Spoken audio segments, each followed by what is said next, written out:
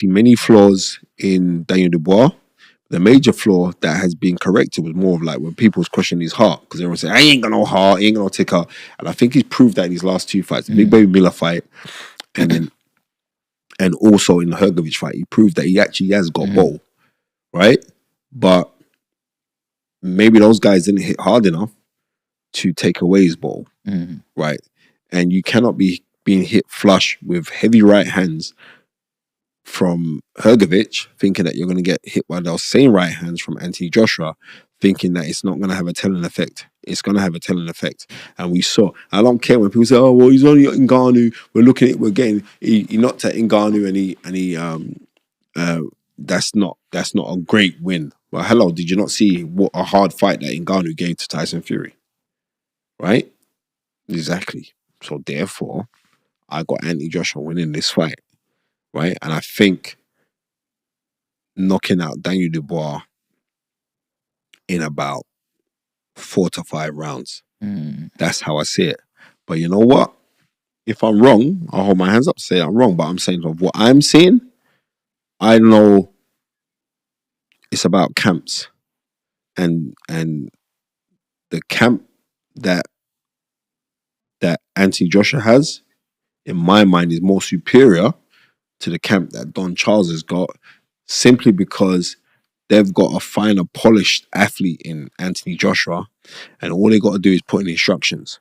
With Daniel Dubois, they've got to strip back the errors and mistakes inside of him and then try to rebuild on it. And I don't think it's enough time, right? Because I think by the time the fight comes around, they've been working for a year. I don't believe that's enough time. When you get a new trainer, usually it takes about 5 fights. So this is going to be his 4th fight with Don Charles. Maybe it's a fight too early, but I could be wrong. And if I am wrong, I'm wrong. But I just believe that that's why I got Anthony Joshua coming out successful. Don't you think that, like, because the way I sort of look at this is, yes, I feel that Anthony Joshua's got a lot of experience. He's been in some massive fights with the Klitschko's and, you know, some really, really big fights, but he's starting to get a little bit older. Now, I know he's not old, but he's older than where Dubois is like this young, hungry lion. He's just got the IBF converted into the main full championship, and it's time to prove himself. He's coming off 2 wins. His confidence is up there, and he wants that fight. Do you not think, you know, do you think that the experience will outbeat that? Do I think the experience of Anthony Joshua will surpass the youth and vigor of... Yes, I do. And I'm going to tell you why. It's going to, my opinion, right? Because people will play this back and say, oh, what Spencer said, he's a dickhead, he's all wrong, right? But I'm just trying to say to you, the reason why I believe that the experience, because the thing with experience is that you can't fake experience. You can't buy experience. You have to experience to have it. That's the crazy thing about experience. You have to experience it to have the experience. And with Anthony Joshua, just his whole jump off right now, where he is mentally, I know certain things that he's doing off camera, I could tell you, but I ain't going to tell you on camera. Certain things that he's doing, I just believe that he's in a different mental capacity right now. And the thing is this, Daniel Dubois is very fast. I ain't going to lie to you. And Daniel Dubois is most probably going to be coming towards Anthony Joshua. He's not going to fight on the back foot because he doesn't fight on the back foot. So when he comes forward, that's the worst thing ever. Just ask the former 2-time heavyweight champion of the world, George Foreman. George Foreman said you never follow a puncher. And whereas Daniel Dubois can hit, if you look on Daniel Dubois' highlight reels, show me one concussive knockout that he's scored where he's hit a guy and he's just knocked a guy into oblivion. You don't. He's a heavy-handed guy. But guys who spar with him say that he punches way harder than Anthony Joshua. But that's in sparring, right? He bangs. But maybe it's like under the lights and everything else. Maybe something gets taken away from him. But because of that, I see experience is a massive factor in this. And I mean, when I mean a massive factor. I see Don Charles was saying this fight's going to be spiritual. And if I go to anyone and say, well, then tell me what is spirituality? And I bet you everyone was like, they will struggle to tell you what spirituality is. So when I look at the camps and how they've interwoven with each other, I think this fight's a little bit too early for Daniel Dubois. I think Daniel Dubois is the next generation. He's 26 years old. He's the next generation. I think he's this generation, right? That's I could be wrong, but I think I see Anthony Joshua winning by a hellacious knockout. Wow. What do you think of Carl Froch getting involved in this? He just started, I don't know if it's called trolling, but he's just got involved and going. It is called trolling. Yeah. Exactly what it is. So it's controlled trolling. Do you think it's a way just to get into the conversation? Whatever Carl Froch is doing, it's working, right? Because Carl Froch is